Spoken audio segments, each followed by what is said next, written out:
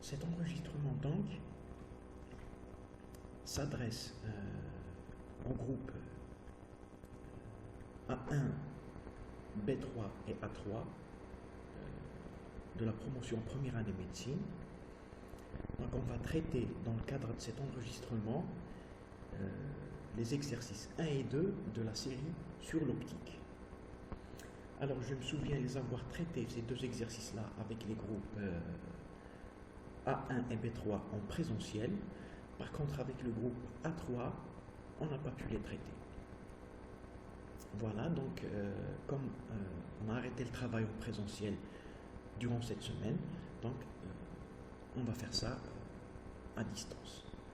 Donc c'est une vidéo qui s'adresse aux étudiants du groupe A3, comme elle s'adresse aussi à tous les groupes de la promotion première année médecine. Donc le premier exercice de la série sur l'optique. Alors la première question qu'on vous pose, on vous dit, donc il faut avoir la série devant vous bien évidemment. La première question, on vous dit, calculer la vitesse de la lumière dans l'air. On vous donne l'indice de réfraction de l'air, n égale à 1. Aussi, il faut le faire dans l'eau, n égale 1,33, et le verre, n égale 1,5. Alors d'abord, l'indice de réfraction, une petite définition, permet de décrire le comportement de la lumière dans un milieu différent du vide. L'indice de réfraction des milieux, dont le symbole est petit m, se calcule en divisant la vitesse de la lumière dans le vide, c, par la vitesse de la lumière dans le milieu qui nous intéresse, qu'on note v. Le calcul est donc le suivant.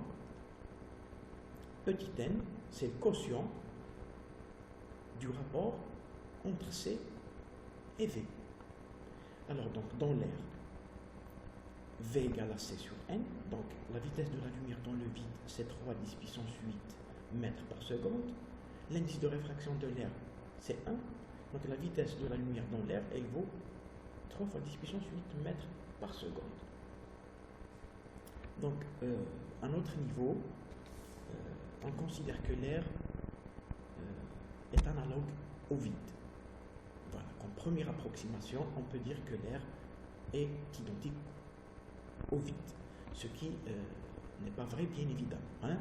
Le vide, on peut le réaliser dans un laboratoire, et aussi il existe dans l'espace lointain. L'air dans lequel nous évoluons, ce n'est pas du vide. D'accord, il y a des particules dedans, il y a des gaz, etc. Mais comme première approximation, à notre niveau, on confond l'air avec le vide. Dans l'eau maintenant, donc c'est la même formule, V égale C sur N, l'indice de réfraction de l'eau c'est 1,33, donc on trouve une vitesse de 2,26 fois 10 puissance 8 mètres par seconde. Donc c'est la vitesse de la lumière dans l'eau. Dans le verre, même chose, donc c'est la même formule à chaque fois. Donc on divise la vitesse de la lumière par l'indice de réfraction du milieu qui nous intéresse, qui est dans ce cas-là le verre, et on trouve 2 fois 10 puissance 8 mètres par seconde. La deuxième question qu'on nous pose, on nous dit, dans une pierre précieuse, la vitesse de propagation d'une lumière monochromatique est de l'ordre de 1,9 fois 10 puissance 8 mètres par seconde. D'abord, une lumière monochromatique, qu'est-ce que c'est qu'une lumière monochromatique? Une lumière monochromatique, ça veut dire que c'est une lumière qui est constituée d'une seule longueur d'onde. Voilà.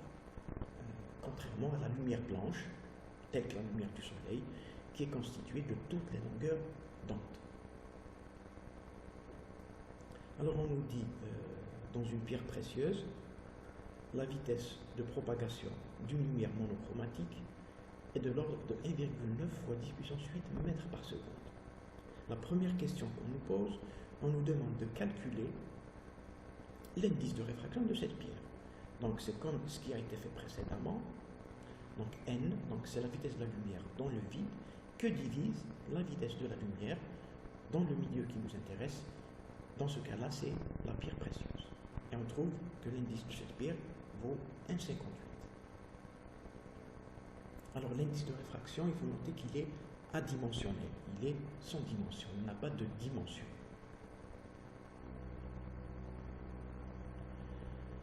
La question,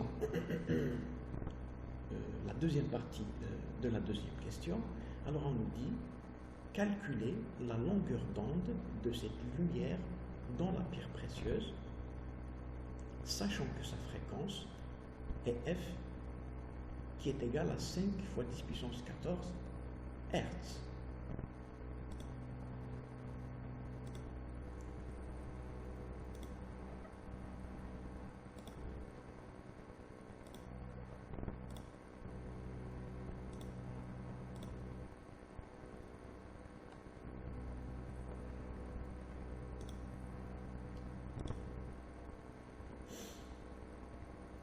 Alors donc on nous dit de calculer la longueur d'onde de cette lumière dans la pierre précieuse, sachant que sa fréquence est f qui est égale à 5 fois 10 puissance 14 Hertz.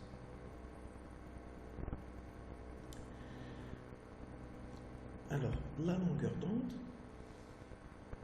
c'est une distance.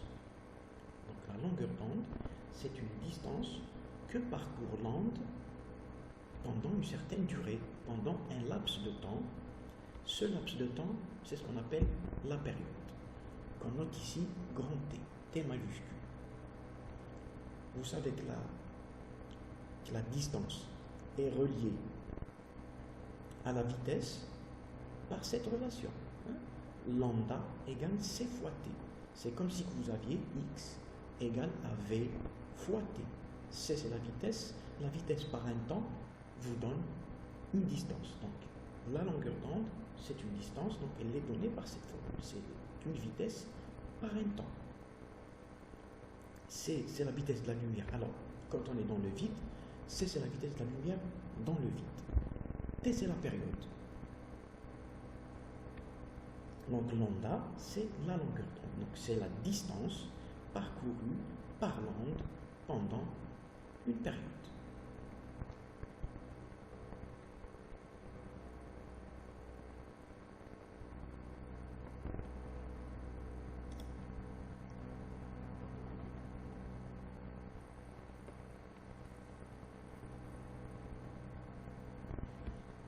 Maintenant, quand on est dans un milieu autre que le vide, d'indice n différent de 1, c'est la même formule toujours, sauf que on n'utilisera plus C, qui est la vitesse de la lumière dans le vide, mais on va utiliser V, qui est la vitesse de la lumière dans le milieu qui nous intéresse. Donc lambda n égale à V fois T.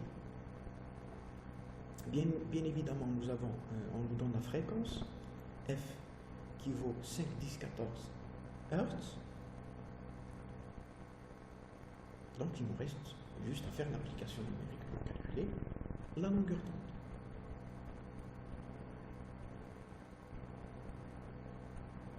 Alors la vitesse de la lumière dans cette pierre précieuse, on nous la donne. On nous dit c'est 1,9 fois 10 puissance 8 mètres par seconde. Donc il suffit de trouver la période pour faire ce produit et ainsi avoir la longueur d'onde de la lumière dans cette pierre précieuse. Alors on sait que la relation entre la fréquence et la période, elle est donnée par cette relation. La fréquence, elle est égale, c'est l'inverse d'un temps. La fréquence, c'est l'inverse d'un temps. T, c'est la période. On a F égale 5 10 puissance 14 Hertz. On remplace T donc par 1 sur F et on trouve que lambda égale à 0,38 fois 10 puissance moins 6 mètres, ce qui est égal à 0,38 micromètres. Alors juste un petit rappel concernant la longueur d'onde et la fréquence.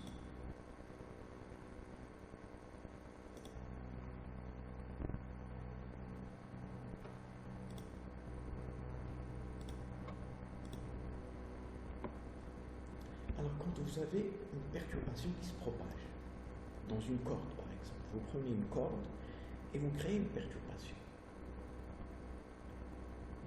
Alors, ce que vous avez ici, c'est les positions d'un point de la corde au cours du temps. C'est les positions d'un point de la corde subissant la perturbation que vous créez au cours du temps. Alors, on suppose qu'on a une période de 1 seconde.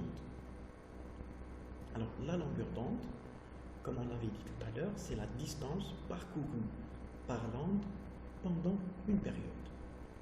Maintenant, qu'est-ce que c'est que la fréquence? Mathématiquement, il se calcule par ce rapport. C'est 1, c'est l'inverse d'un temps. C'est 1 sur grand T, c'est 1 sur la période. Alors ici, on suppose que la période est égale à 1 seconde. Donc la fréquence, elle sera égale à 1 Hertz. Alors le Hertz, c'est seconde moins 1, puisque c'est l'inverse d'un temps.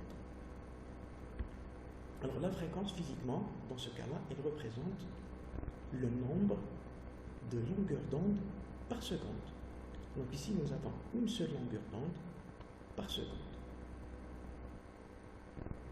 Si on prend ce deuxième exemple, qui est juste ici, alors là, on suppose qu'on a toujours, on suppose que la période ici, elle vaut 0,1 seconde.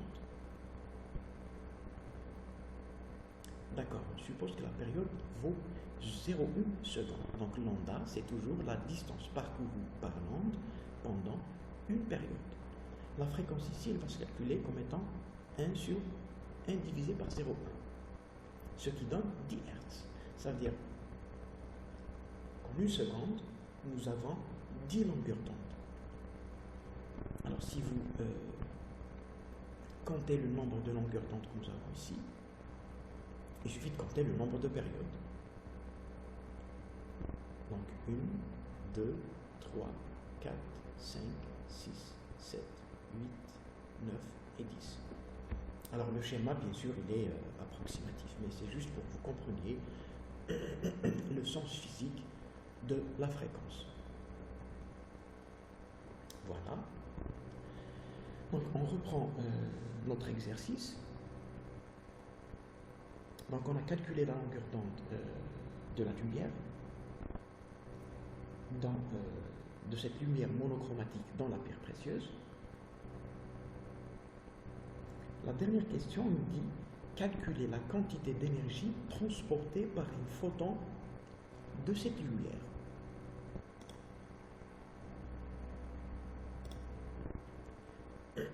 Alors, calcul de la quantité d'énergie transportée par un photon de cette lumière. Qu'est-ce que c'est qu'un photon? Alors, il faut savoir que la lumière, elle a une nature ambivalente. C'est-à-dire que tantôt, on la considère comme étant une onde qui se propage, donc c'est l'aspect ondulatoire de la lumière, et tantôt, on la considère comme étant constituée ou composée de corpuscules qu'on appelle les photons. Alors, un photon, donc, ce n'est pas vraiment une particule, parce qu'une particule, c'est de la matière, elle présente une masse. Un photon, il est dénué de masse. Donc, c'est une quasi-particule. C'est une quasi-particule.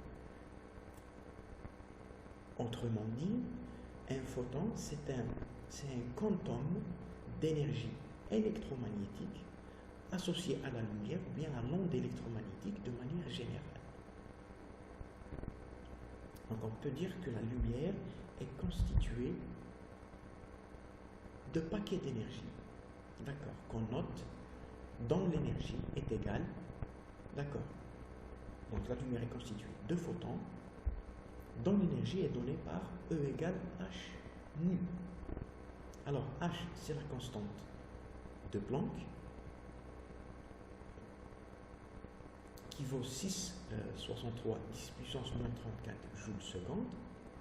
Et nu, c'est la fréquence qu'on nous a donnée, c'est 5, 10, 14 Hertz. Des fois on a note F, des fois on a note nu.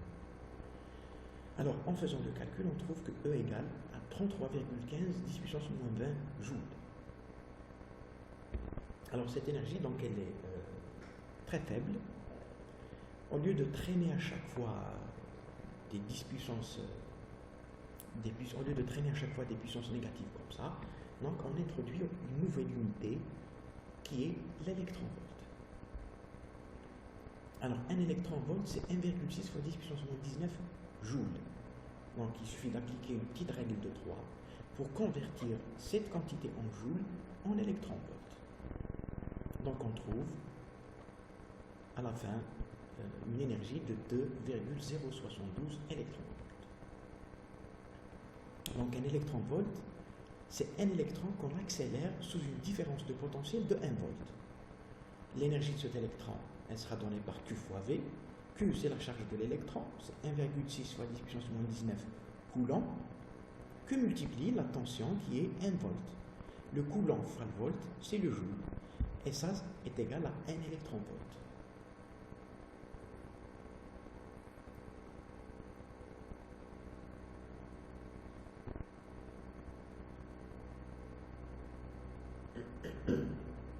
On passe au deuxième exercice maintenant.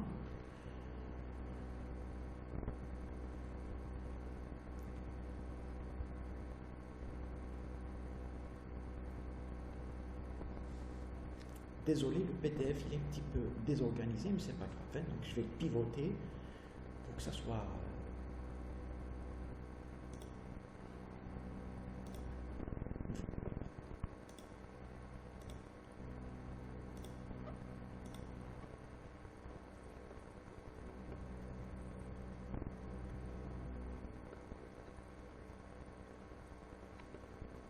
voilà, donc j'ai redressé la page. J'ai redressé le PDF, donc on passe à l'exercice numéro 2. Alors, exercice numéro 2, on nous dit une onde lumineuse est caractérisée par sa fréquence, F, c'est-à-dire que la fréquence est une grandeur intrinsèque et invariante de l'onde. Alors, qu'est-ce que ça veut dire, ce qu'on nous dit ici?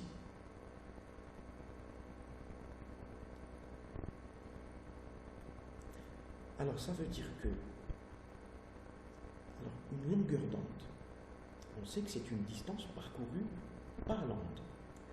Alors, quand une lumière passe d'un milieu à un autre,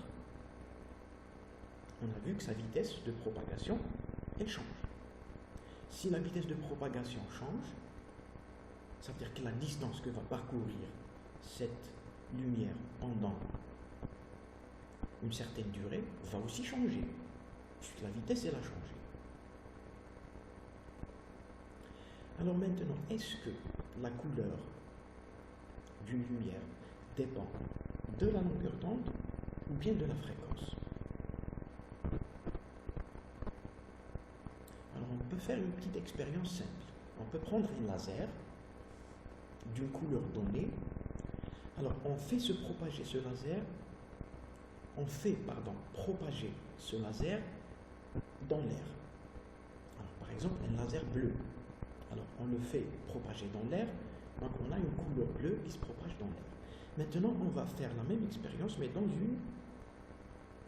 une baignoire remplie d'eau, par exemple. Dans une baignoire remplie d'eau. Est-ce que la couleur du laser va changer? Elle ne va pas changer, on aura toujours la même couleur. La couleur bleue. On aura toujours un laser bleu. Alors, ça veut dire, bien évidemment, en passant de l'air à l'eau, la longueur d'onde de la lumière que nous avons, elle va changer, puisque la vitesse de propagation de la lumière dans l'eau ne sera plus la même que celle dans l'air. Mais la couleur, elle n'a pas changé, elle est restée la même. Ça veut dire que la couleur, elle ne dépend pas de la longueur d'onde. Ça veut dire aussi que la couleur, elle ne peut dépendre que de la fréquence ou de la période, puisque la fréquence et la période, elles sont liées par la formule F égale 1 sur T. Parce que si réellement la couleur de la lumière dépendait de la longueur d'onde, elle aurait changé, cette lumière aurait changé de couleur en passant de l'air à l'eau. puisque la longueur d'onde a changé, en passant de l'air à l'eau. Comme elle n'a pas changé de couleur, ça veut dire que la couleur ne dépend pas de la longueur d'onde, mais plutôt de la fréquence et de la période. C'est pour ça qu'on dit que la fréquence, est une grandeur intrinsèque et invariante de l'onde. C'est-à-dire que la fréquence ne dépend pas du milieu où se propage l'onde. Voilà, j'espère que j'ai été assez clair.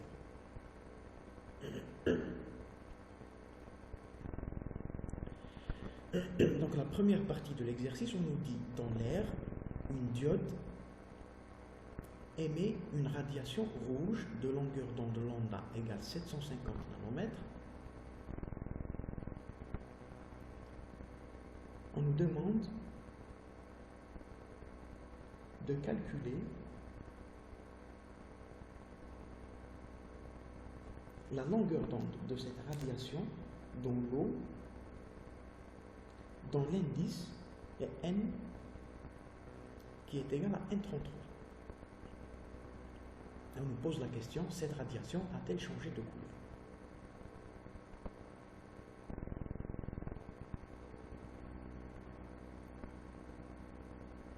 Alors, donc, la longueur d'onde, elle est donnée par la formule habituelle qui est V fois T. Alors ici, on n'est pas dans le vide, on est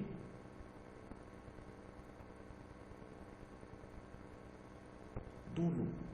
Donc, c'est V, ce n'est plus C.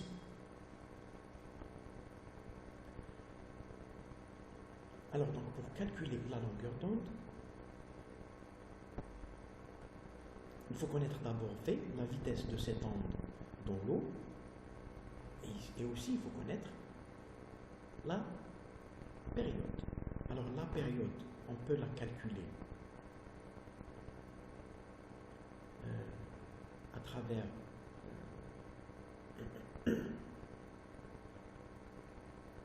la propagation de cette onde dans l'air, puisque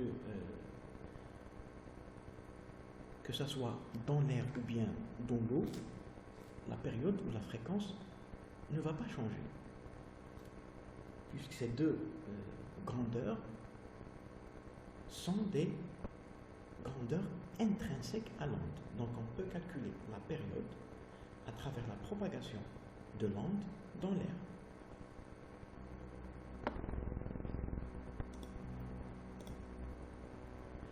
Donc on a bien évidemment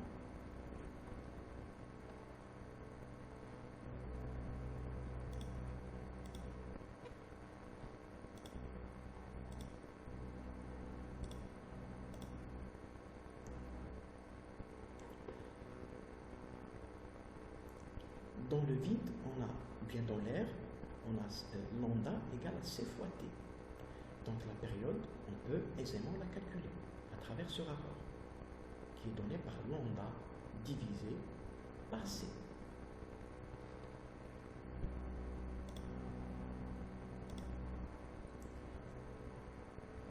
Lambda vaut 750 fois 10 puissance moins 9 mètres.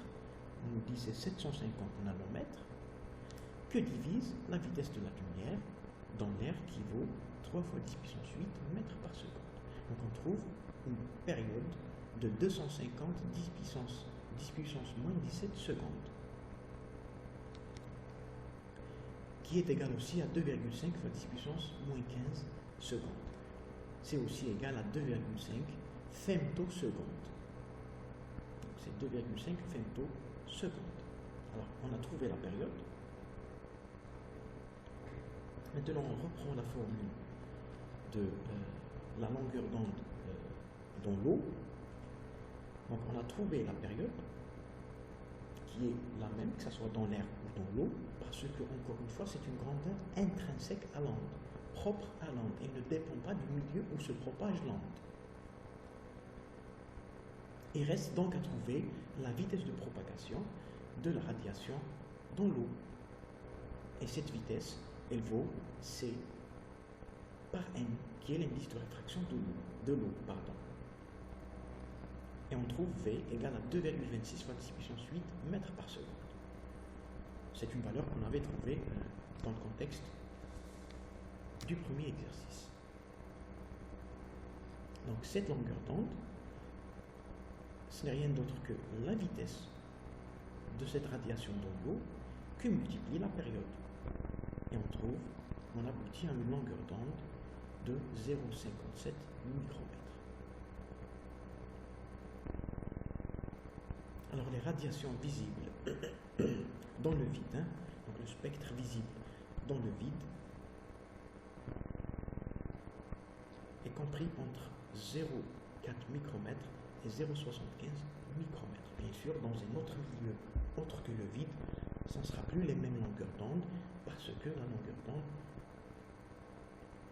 change en passant d'un milieu à un autre. Alors maintenant, est-ce que l'onde va changer de couleur? Bien évidemment, l'onde ne va pas changer de couleur parce qu'encore une fois, la couleur ne dépend pas de la longueur d'onde, mais plutôt de la fréquence, qui est une grandeur intrinsèque à l'onde. Parce que si la couleur de la lumière dépendait de la longueur d'onde, la lumière en question aurait changé de couleur en passant d'un milieu à un autre, puisque la longueur d'onde change en passant d'un milieu à un autre. Il se trouve que ce n'est pas le cas. Ça veut dire que la couleur ne dépend pas de la longueur d'onde, mais plutôt de la fréquence. Comme la couleur ne change pas, ça veut dire que la fréquence reste invariante. Donc c'est pour ça qu'on dit que la période et la fréquence sont des grandeurs intrinsèques à l'onde, c'est-à-dire propres à l'onde. On passe à la deuxième partie de l'exercice.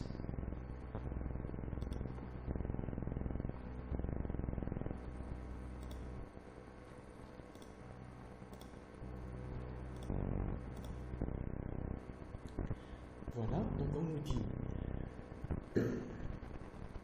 calculer la vitesse des radiations rouges et violettes dans le verre si les indices du verre correspondant à ces radiations sont respectivement n égale 1,504 et n égale 1,521. Ensuite, on nous demande de déduire que plus la vitesse de la radiation est petite, plus elle est déviée.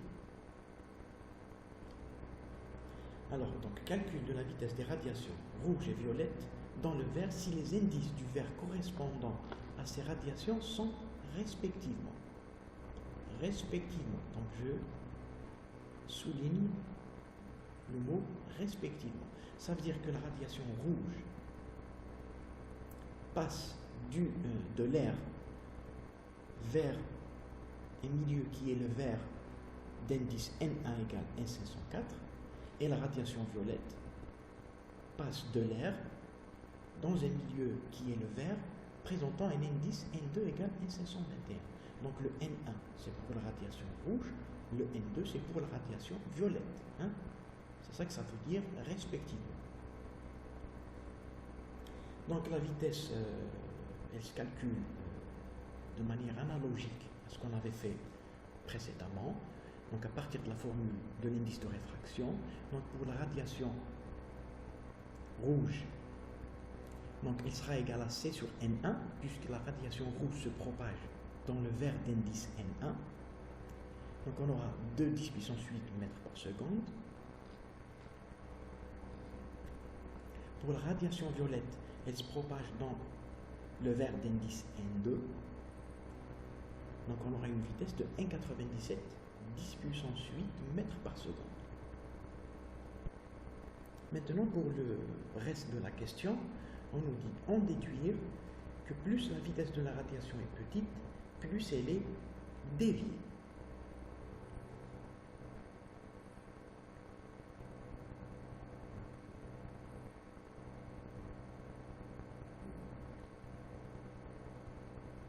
Alors on parle de déviation, ça veut dire il y a réfraction. Ça veut dire que les radiations que nous avons passent d'un milieu d'indice donné vers un milieu d'indices différents. Alors, les radiations rouges et violettes passent de l'air vers le vert. Donc ici nous avons l'air, ici nous avons le vert. Alors, soit, donc l'indice du vert ici, soit il est égal à N1 si on considère la radiation rouge, ou bien c'est N2 si on considère la radiation violette. C'est pour ça que j'ai mis ici N1, N2. Tout dépend de la radiation qu'on considère. Si c'est la radiation rouge, donc elle va pénétrer dans un verre d'indice N1. Si c'est la radiation violette, elle va pénétrer dans un verre d'indice N2.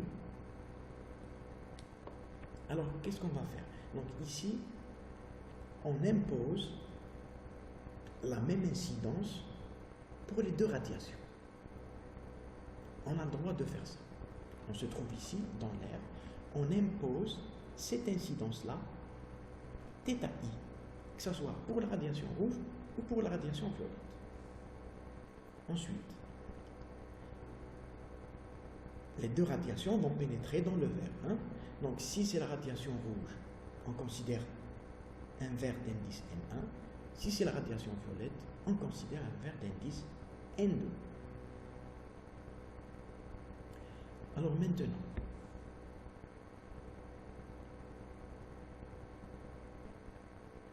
donc on parle ici de réfraction. Donc, quand une lumière passe d'un milieu à un autre, sa direction de propagation va changer. Donc la lumière va subir une réfraction.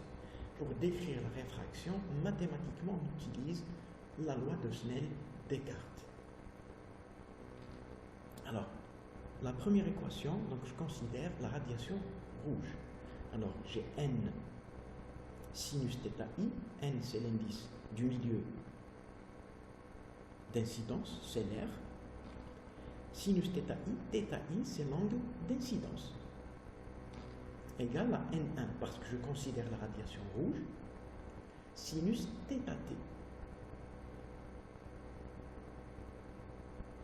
θt, c'est l'angle de réfraction. Donc il est là le θt. Celle-là, c'est la radiation rouge qui se réfracte. Le θt, c'est celui-là. Donc l'angle, il se mesure par rapport à la normale. Voilà, pour la radiation violette, alors c'est la même incidence, N sinus θi égale radiation violette, donc indice N2.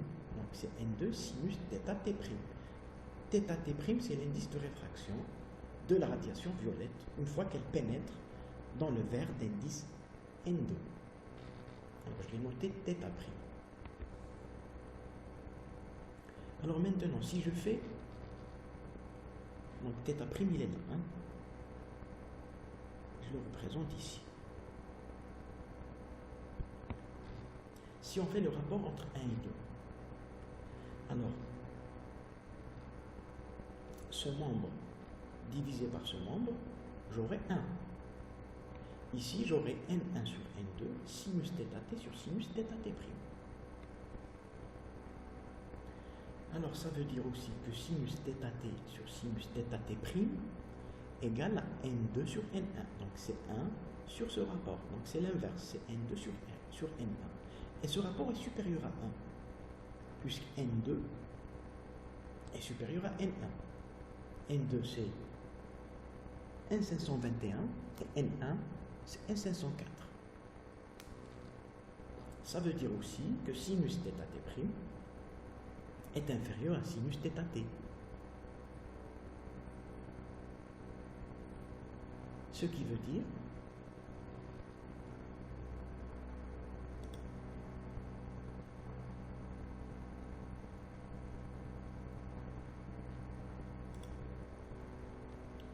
comme sinus θt' est inférieur à sinus θt, regardez ici, ça c'est θt', ça c'est θt', ça c'est θt. Sinus θt' est inférieur à sinus θt. Ça veut dire que θt' est inférieur à θt.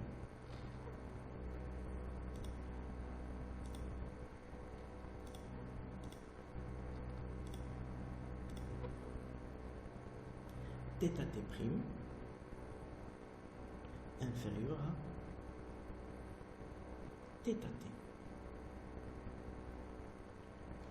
Alors maintenant, la déviation. La déviation, c'est par rapport à la direction d'incidence. Si vous prolongez ce rayon en pointillé dans le deuxième milieu ici,